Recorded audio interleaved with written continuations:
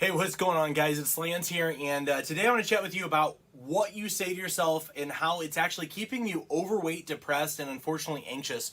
I know that sounds like it's super crazy and far out there, but I promise you, these are playing such a bigger role than what you realize in contrast to nutrition and working out and so on and so forth. And the reason that I talk about this stuff is because this is the sort of stuff that actually prevents people from being able to stick with nutrition or follow through with the plan. So if you are one of those individuals who you feel like you have struggled with staying consistent in getting in shape or staying consistent once you've gotten some results, this might be an area, especially if you realize that you do have some negative self-talk, or you might have a thermostat that's programmed for something other than what you desire. So if that's you, stay tuned for this. You're definitely going to want to pay attention, and let me know if any of this resonates. So the very first thing that you need to understand is that negative self-talk, stating things such as, oh, you're always like this, you always do this, you've always been overweight, you're always going to be alone. It doesn't always have to use the word always, but these are the sort of self-talk things that we go through, stating something about ourselves that confirms why we can't get what we desire. Sometimes it's simply stating, and I've made this analogy quite often, talking about being a C student or being the type, the ugly friend, the chubby friend, the one who struggles with money, whatever this label is. Negative self-talk usually will lead to what's known as what we call a thermostat.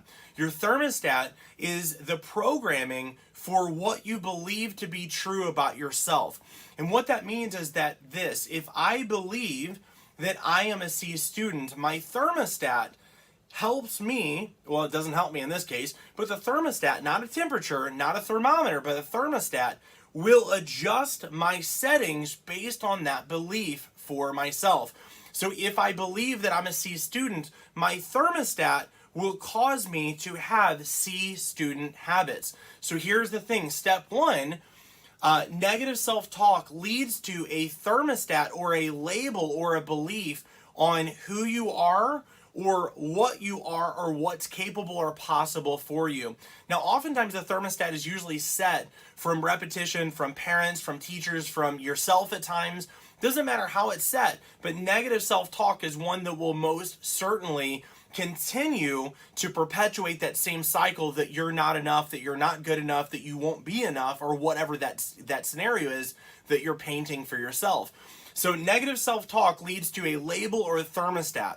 That thermostat that says I'm a C student, I'm an overweight person, I'm the ugly friend, I'm whatever this is, once we have that thermostat, that begins to lead to consistent habits that are in congruence with that thermostat. So if I believe I'm a C student, my habits are not going to be consistent with an A student habit.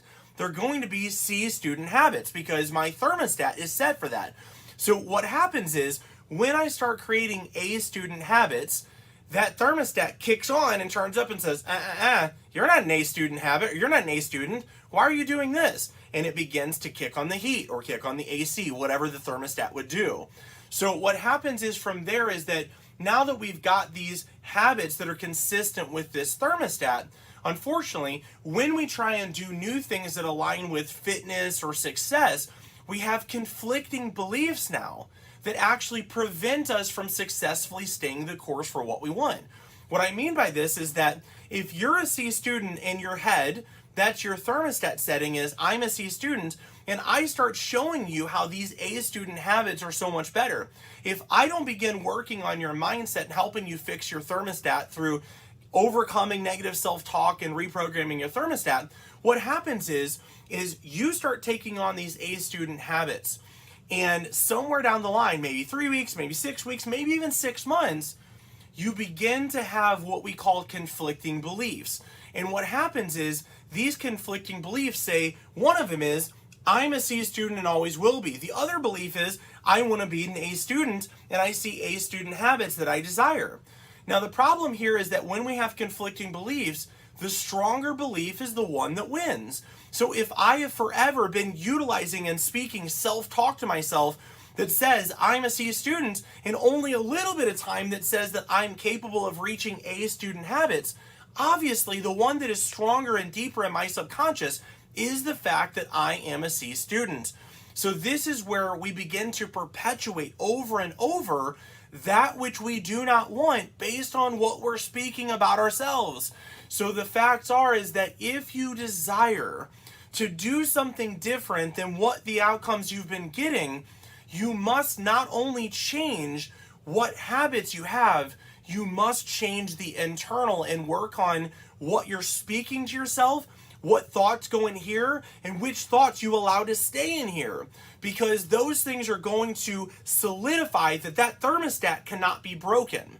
So the solution here is to decide today, what will you program your mindset to believe and then take action on?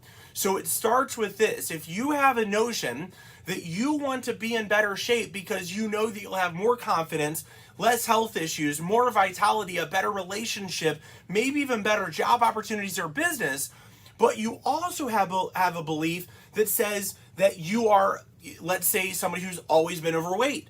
Or maybe the thermostat isn't something that says that you have always been overweight and always will be. Maybe it simply says it's a totally different thermostat that says, I want to be in shape, and that's one belief, because I'll be happier. The other belief says that every time I get in shape, I sacrifice time, I eat foods that I don't want, I'm miserable, I feel achy, and I dread things. Now we have two opposing or conflicting beliefs. One is that I need to be in shape so that I can have more vitality in the life that I want. And the other one says that when I get in shape, the things that I want disappear. We must begin to actually take inventory of what we believe and get rid of the negative neuroassociations that prevent us from taking action consistently. And that starts with what you are speaking to yourself and what you're buying into. Now, again, what I would recommend is making sure that you actually begin taking inventory to notice if you're stating things negatively about yourself that is inconsistent with the desires that you have. If you desire to be in better shape, but all you're doing is complaining about getting in shape, how it takes so long, and all the negatives, then what I would implore you to do is to begin to focus on all of the positives. What are the rewards? You're focusing on all the negatives of getting in shape, and you know you want to be in shape, but you've got to convince your mind to actually see that it's worth it. How do we do that? We begin to actually communicate, to speak, to focus on what the payouts of getting in shape are. Vitality, energy, having less weight on us, our joints not hurting as bad, knowing that we're more than enough, knowing that we've accomplished something that we didn't think we were able to. The list goes on and on and on. It's worth it, but if you continue to dwell and focus on only the negatives of getting in shape, then you will forever have conflicting beliefs that prevent you from taking action or prevent you from taking action consistently enough to see your life become the thing that you desire. My question for you is, if you're done with this, if you're ready to take on a new mindset and get rid of the conflicting beliefs, you may want to take my 90-second fitness alignment strategy quiz. This is something that will help you to determine which areas you're getting in your own way on so that you can figure out which things to focus on, whether that's goal setting and habits, whether that's metabolism or your mindset, or even if that's a nutrition or a fitness and workout issue.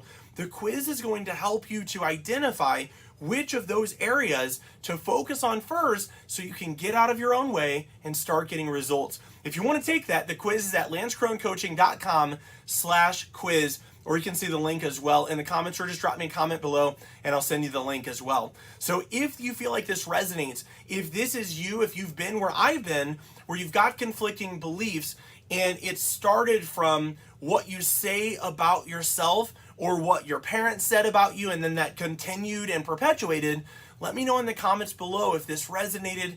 Let me know if you have any thoughts on this as well, guys. I know that this will help you. I promise you, if you see how to actually unlock this and to get where you no longer have conflicting beliefs, anything that you begin to set habits for, you're going to achieve. I've seen it with my clients, and now out of 16 years of health coaching, I've not only watched it with a few clients, I've watched it with over 1,000. So I would love to hear from you if you plan on doing this. Let me know in the comments below if you feel like this was valuable at all.